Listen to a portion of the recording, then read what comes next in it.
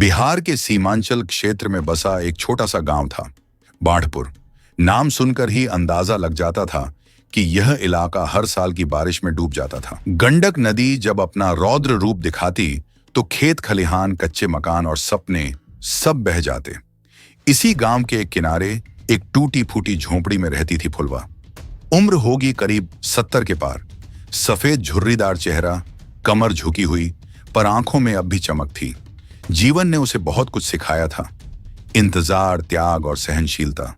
उसका बेटा और बहू शहर चले गए थे काम की तलाश में, लेकिन फिर लौटे ही नहीं। न कोई खत, न कोई खबर। सालों से वो अकेली थी। गांव के लोग उसे फुलवा अम्मा कहते थे। कभी किसी के बच्चे को झूला झुला देती तो कभी किसी बीमार को तुलसी का काढ़ा बनाकर पिला देती। बदले में कभी थोड़ा चावल, कभी कुछ सब्जी मिल जाती। खुद के खाने के लिए एक छोटा सा खेत था जहां कुछ मूली भिंडी उगा लेती थी।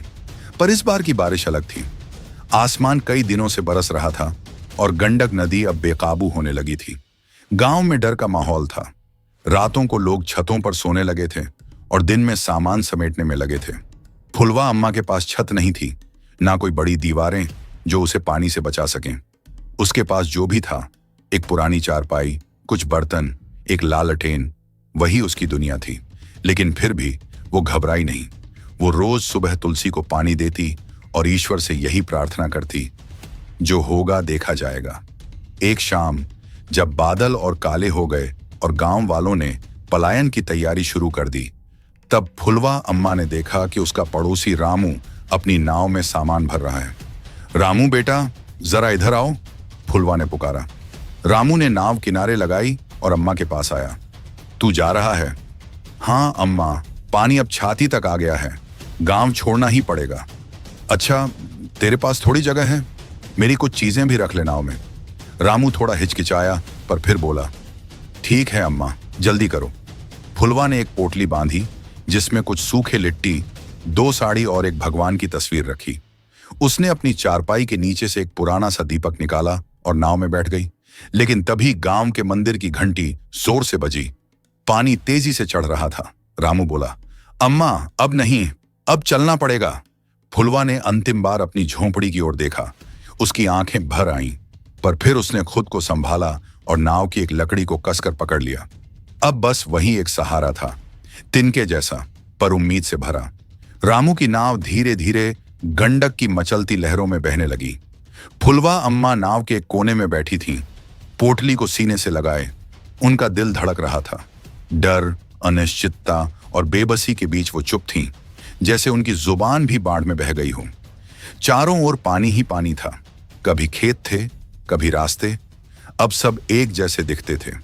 रामू की नाव झुंझलाते पानी से टकराकर हिचकोले खा रही थी। नाव में 3 और लोग थे, एक बूढ़ा आदमी, एक गर्भवती महिला और उसका छोटा बेटा। अम्मा ने देखा कि बच्चा कांप रहा था। उसके होंठ नीले पड़ चुके थे। मां के पास न तो कपड़ा था न खाना। अम्मा ने अपनी पोटली खोली, उसमें से एक पुरानी ओढ़नी निकाली और बच्चे के चारों ओर लपेट दी। फिर 2 सूखी लिट्टी उस मां की ओर बढ़ा दी। ये ले बेटा, ई बचा के लिए। मां की आंखों में आंसू आ गए। उसने कांपते हाथों से लिट्टी ली और बच्चे को खिलाने लगी। अम्मा कुछ नहीं बोली, बस नदी की लहरों को देखती रहीं। रात होते होते नाव एक ऊंचे टीले पर पहुंची, जहां कुछ लोग पहले से डेरा डाले हुए थे। ये एक प्राइमरी स्कूल था, जिसकी छत ऊंची थी और दीवारें अब तक खड़ी थीं। लोग वहीं शरण लिए बैठे थे, भूखे, गीले, थके हुए। रामू ने नाव किनारे लगाई और सबको उतरने का इशारा किया। अम्मा ने जैसे तैसे नीचे कदम रखा। पैर कांप रहे थे, कमर दुख रही थी, पर उन्होंने खुद को गिरने नहीं दिया। अंदर जाकर देखा, हर कोना भरा हुआ था। बच्चे रो रहे थे, बुजुर्ग खांस रहे थे, औरतें ईंटों से चूल्हा बनाकर कुछ उबालने की कोशिश कर रही थीं। फुलवा अम्मा एक कोने में बैठ गईं। उनके पास अब न कोई घर था न खेत, लेकिन फिर भी उन्होंने हिम्मत नहीं हारी। उन्होंने पास बैठी एक औरत से पूछा, कुछ मदद चाहिए? हाँ अम्मा, लकड़ी नहीं है, आग जलाने को, उस औरत ने थकी आवाज में कहा। अम्मा उठी और स्कूल के पीछे बचे हुए पुराने फर्नीचर से कुछ लकड़ी तोड़ी। धीरे धीरे उन्होंने एक चूल्हा तैयार किया और आग जलाई। जल्द ही वहां बैठे और लोग भी पास आ गए। किसी ने चावल दिया, किसी ने नमक। अम्मा ने सबको इकट्ठा कर खिचड़ी बनाई। उस रात बहुतों ने पेट भर खाना खाया, पहली बार 3 दिन में। अम्मा के पास कुछ नहीं था, लेकिन जो था वो बांट दिया। लोग उन्हें देखने लगे थे, अब सिर्फ एक बुजुर्ग महिला नहीं, बल्कि एक उम्मीद की तरह, एक ऐसा तिनका जो सबको डूबने से बचा रहा था। बाढ़ की तबाही दिन ब दिन बढ़ती जा रही थी। रेडियो से खबरें आ रही थीं, कई गांव पूरी तरह जलमग्न हो चुके थे। राहत टीम अब तक नहीं पहुंची थी और जो सरकारी नावें थीं वो भी सीमित थीं। फुलवा अम्मा अब स्कूल शरण स्थल की जान बन चुकी थी।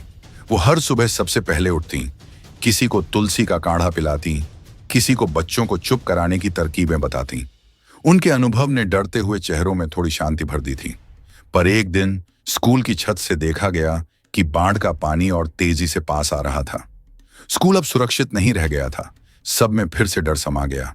बच्चे रोने लगे, औरतें चिल्लाने लगीं। अब क्या होगा अम्मा? एक युवक बोला। हम कहाँ जाएंगे? फुलवा अम्मा कुछ देर चुप रहीं, फिर उन्होंने कहा, देख बेटा, ऊपर वाले ने हाथ में डुबाना लिखा हो तो कोई बचा नहीं सकता, पर अगर बचना है तो कोशिश हमको करनी पड़ेगी। उन्होंने रामू से कहा, तू नाव लेकर चल इधर पास के बलुआ टीलों तक, वहां ऊंचाई ज्यादा है, सबको एक एक करके ले जाना पड़ेगा। पर अम्मा, तू चलेगी पहले? अम्मा ने सिर हिलाया। नहीं बेटा, पहले वो औरत जाएगी जो पेट से है, फिर बच्चे, फिर बुजुर्ग, मैं आखिर में जाऊंगी। रामू ने उनकी बात मानी। नाव एक एक करके सबको ले जाने लगी। पानी अब स्कूल की पहली मंजिल तक पहुंच चुका था। जब आखिर में सिर्फ 2 लोग बचे, रामू और फुलवा अम्मा, नाव वापस आई। रामू ने कहा, अम्मा अब चलो, देर हो रही है। अम्मा धीमे कदमों से नाव की ओर बढ़ी, लेकिन तभी पीछे से एक कुत्ते की चीख सुनाई दी। स्कूल में अम्मा ने एक घायल कुत्ते को 2 दिन से रोटियां खिलाई थीं। वह अब पानी में फंसा था। अम्मा रुकी। रामू चिल्लाया, अम्मा छोड़ो, पानी बढ़ रहा है। लेकिन अम्मा ने जवाब दिया, जब मैंने उसे सहारा दिया तो अब छोड़ कैसे दूं? वो लौटी, लकड़ी की एक पट्टी से कुत्ते को खींचकर नाव तक लाई। पैर डगमगाने लगे, पर हौसला नहीं टूटा। रामू ने हाथ बढ़ाकर उन्हें नाव में खींचा। नाव जब बलुआ टीले पर पहुंची तब सूरज डूब चुका था। सब अम्मा को देख भागे। बच्चे उनके पैर से लिपट गए। वो घायल कुत्ता भी उनके पास आकर बैठ गया, जैसे वो जानता हो उसे जिंदा रखने वाला कोई फरिश्ता है।